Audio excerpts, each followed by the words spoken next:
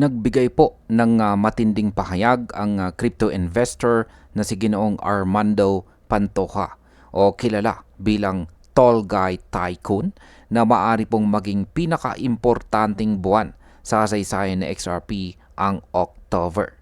Ayon po sa kanya, may paparating na critical na window sa kalagitnaan ng buwan na ito na posibleng magdesisyon sa direksyon ng presyo at posisyon ni XRP sa digital asset market. Kaya ayan po ang siyang ating pag-uusapan sa video na ito. Pero bago po tayo magpatuloy ay pakibasa na lamang po muna ang disclaimer dito po sa ibaba ng ating screen. Yan, ano po ba ang kahalagahan ng October 18 hanggang 25 para kay XRP? Ayan, meron pong tweet rito or post si Ginong Armando Pantoja kung saan ay sabi niya, XRP could October be the biggest month in XRP history? Yan, meron po siyang short video clip rito kaya panoorin po natin kung ano yung kanyang mga sinabi.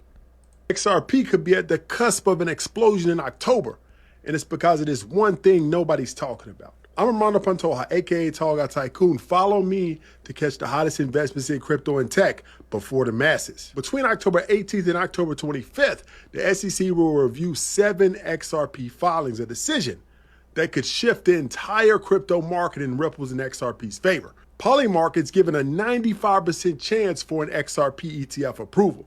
Just for comparison, Bitcoin rose 52% in the months after its approval. Now here's the kicker. XRP futures are going crazy. Open interest is up 74%. That means that big money, institutional money, knows something huge is on the horizon. Also, during XRP's run-up from 50 cents to almost $4, the volume was at near historic averages, telling us that retail has not yet entered the picture yet, which is a very positive sign. My target is cycle 8 to 12 if we get ETF approval. It's a good chance we could blow past that. So, is October the month that XRP finally proves itself? Drop your prediction in the comments below and follow me for more. At ayan, panoorin po natin yung kanyang mga sinabi rito. Ipaliwanag po pala natin yung kanyang mga sinabi rito. Ayan, ayon po sa kanya, ayan, ay sa pagitan po ng October 18 at saka October 25 ay i-review ng US Securities and Exchange Commission ang 7 XRP-related filings. Tinukoy niya ang window na ito bilang napakahalaga dahil maaari pong baguhin ng resulta ang market position ni XRP.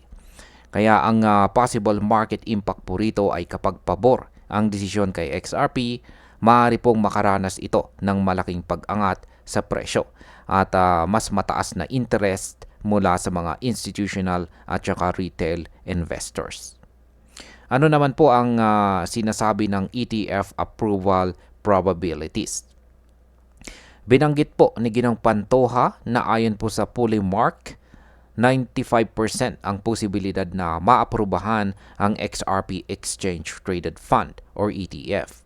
Ito po ay napaka-favorable na numero. Inihambing po niya ito kay Bitcoin na tumaas ng 52% sa mga buwan matapos maaprubahan ang kanyang ETF. Kaya sa market impact, kapag naaprubahan po ang XRP ETF, posibleng magkaroon ito ng bagong phase ng market momentum at marami pong traders ang pumasok sa market. Paano naman po nakakaapekto ang institutional signals? Isa pang punto ni Ginong Pantoja ay ang mabilis na pagtaas po ng XRP futures activity.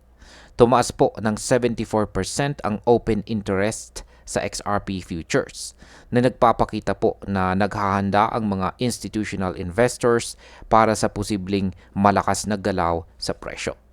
Sa market impact, ang mataas po na institutional activity ay kadalasang sinyales ng paparating na malakas na volatility at posibleng rally sa presyo ni XRP. Ano naman po ang papel ng retail participation? Binanggit din po dito ni Ginong Armando Pantoja ang nakaraang pag-akyat ni XRP mula 0.50 hanggang halos $4 na presyo. Noong mga panahong iyon, mababa po ang retail participation at halos average lamang ang trading volumes.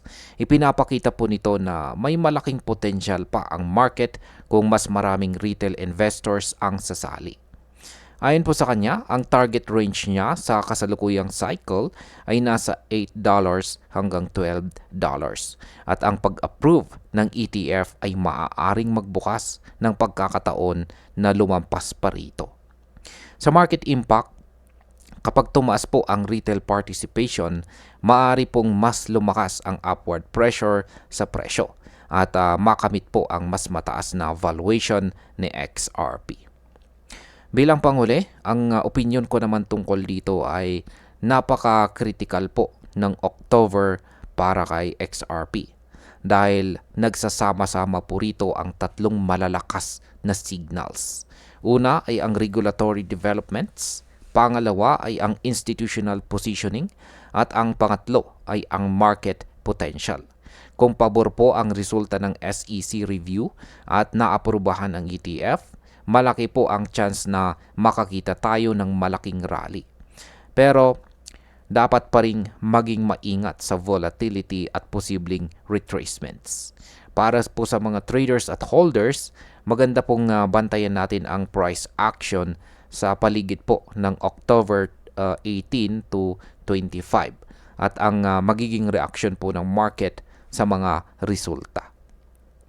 At ayan, hanggang dito na lamang po tayo sa video na ito mga ka-crypto. Marami pong salamat sa panonood. Ingat po tayo lagi at God bless po sa ating lahat.